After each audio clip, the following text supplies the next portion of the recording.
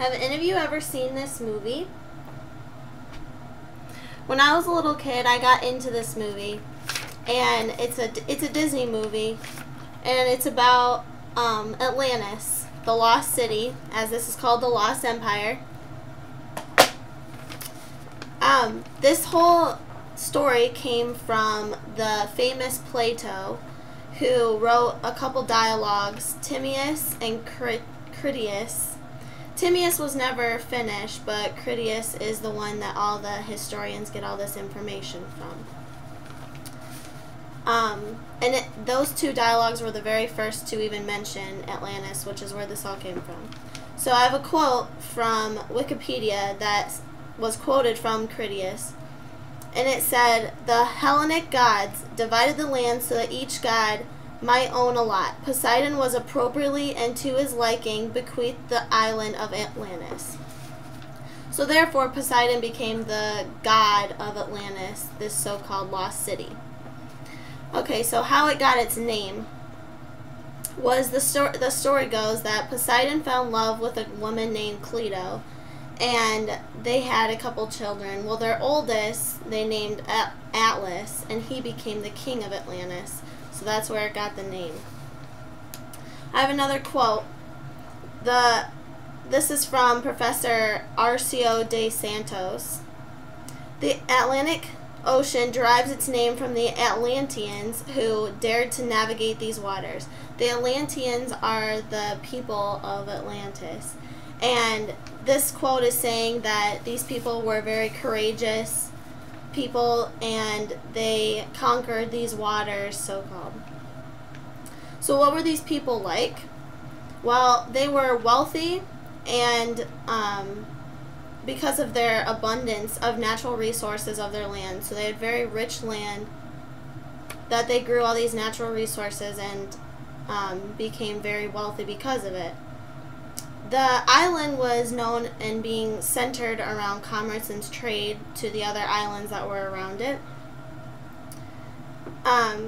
Like I said, Poseidon was like the king of their town or whatever. And all of the rulers of Atlantis gathered at the Poseidon monument, and they had a huge gold statue of Poseidon on a horse. The hill that it was on was called Central Hill, and they worshiped Poseidon very loyally. And that's where they went to discuss their laws and everything. So in their land, since it's very abundant, they had 2 harvest periods. They had a winter and a summer, and due to their harsh climate, they were, the winter, they were able to get their crops done with the rain, and in the summer they built irrigation canals, and that's how they had a plentiful ground.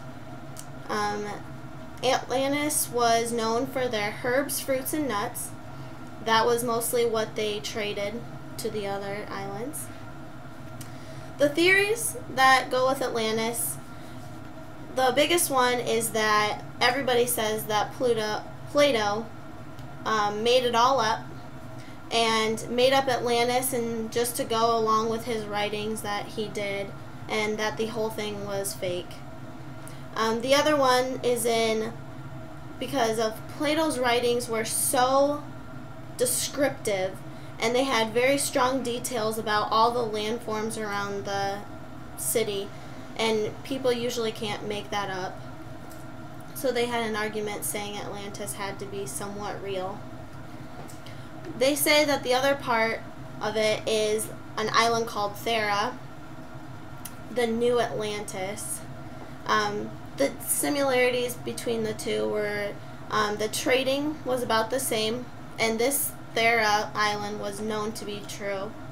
And so they knew that it was trading. That was a big similarity between the two. Location. Both of the islands were said to be right off of the Atlantic Ocean, right on the Mediterranean Sea, and right next to the island Crete.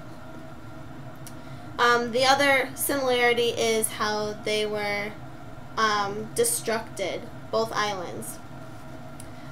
Plato was writing about Thera, but wanted a story of his own, is what a lot of people claim. So they say that Atlantis wasn't true.